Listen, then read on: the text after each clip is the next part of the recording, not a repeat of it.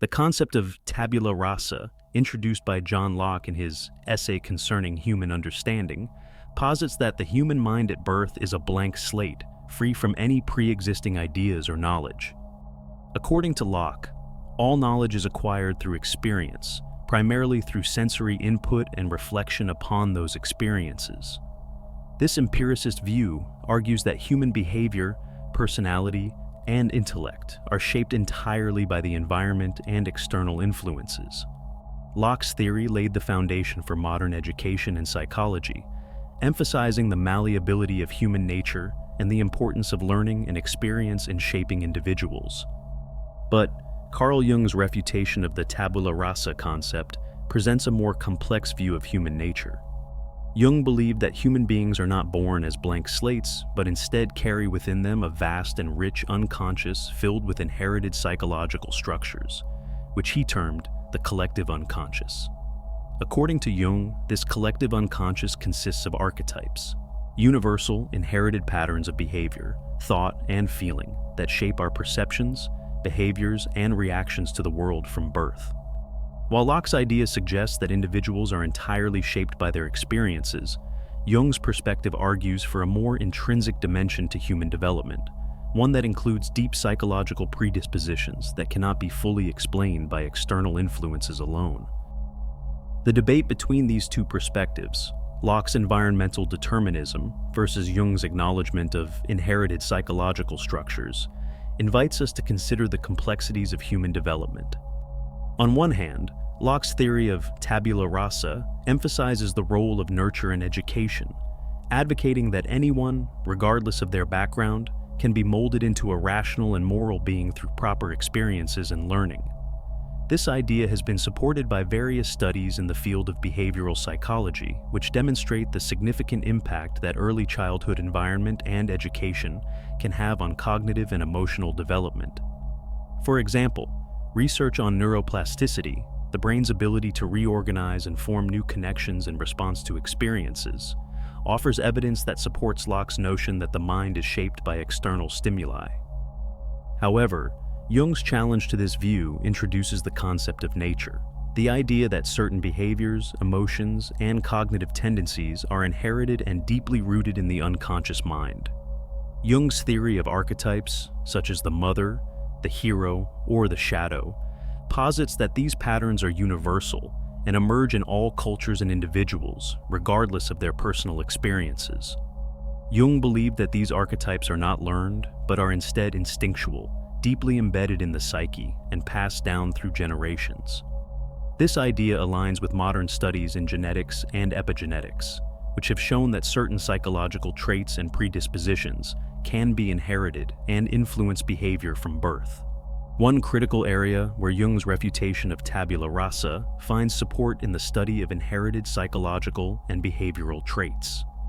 Twin studies, for instance, have revealed that certain personality traits, such as extroversion or neuroticism, have a significant genetic component, suggesting that not all aspects of human behavior can be attributed to environmental factors. Besides, research in developmental psychology has shown that children are born with certain temperamental predispositions, such as being more reactive or calm, traits that can influence how they respond to their environment from a very young age. These findings challenge the tabula rasa idea by demonstrating that some aspects of human personality are present from birth and are not merely the result of external influences. Another area that complicates Locke's theory is the influence of prenatal factors on human development. While Locke's tabula rasa implies that the human mind is entirely shaped after birth, modern research suggests that a significant amount of development occurs even before birth. Studies on fetal development have shown that the environment in the womb, such as maternal stress, nutrition, and hormonal levels, can have a profound impact on the psychological and physiological development of the fetus. These prenatal influences suggest that human development begins long before an individual's first sensory experiences outside the womb, further undermining the idea of the mind as a blank slate at birth. Jung's theory also resonates in the discussion of psychological predispositions and how these can shape the individual even before conscious experiences. He emphasized the role of the personal unconscious, influenced by both inherited and repressed content, which interacts with the collective unconscious to guide an individual's development. This highlights a nuanced balance between what is inherited and what is experienced, offering a more comprehensive view than Locke's tabula rasa. Despite that, Locke's argument that individuals are primarily shaped by their experiences is not without merit, and it invites an important reflection on the role of culture, education, and society in the formation of the self. Locke's theory underpins much of modern educational philosophy, which aims to provide individuals with enriching experiences that foster growth and intellectual development. Locke's emphasis on the environment's role in shaping human nature aligns with studies on the effects of parenting styles, socioeconomic status, and cultural background, which show how deeply these factors can impact a person's worldview, values, and cognitive abilities. Jung's critique, while compelling, also leaves room for debate. The idea of inherited psychological traits does not negate the profound influence that environment and experience have on human development.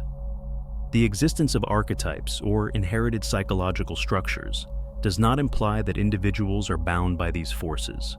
Instead, they interact dynamically with external influences.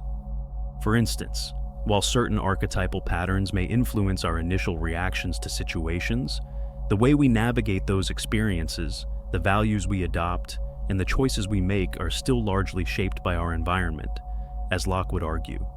The influence of parents, particularly, can be seen as a fusion of both Locke's and Jung's ideas. On the one hand, parents shape their children's experiences, providing the first social, emotional, and cognitive inputs that begin to mold their development. On the other hand, parents also transmit inherited psychological predispositions, both genetically and through their own unconscious behaviors and attitudes. A parent's unresolved psychological issues, for example, can be passed down to their children, not through explicit teaching, but through unconscious behavioral patterns and emotional dynamics within the family. This interplay between inherited predispositions and external experiences suggests that human development is far more complex than either Locke's or Jung's theories alone can explain. The role of culture further complicates this debate. Locke's theory of tabula rasa implies that the mind is shaped by external cultural forces, suggesting that cultural norms and values are entirely learned. However, Jung's theory of the collective unconscious suggests that certain cultural symbols and myths resonate across time and space because they are rooted in shared psychological structures. Archetypes like the hero, the trickster, or the mother appear in myths and stories from different cultures around the world, which implies that certain aspects of culture are not merely learned, but are instead expressions of deeper, universal psychological patterns.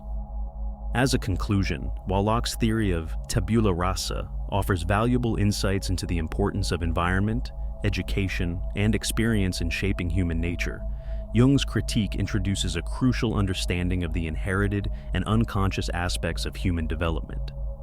The debate between these two perspectives invites us to recognize the intricate balance between nature and nurture, between the inherited psychological structures that influence our behavior and the external experiences that shape our conscious minds.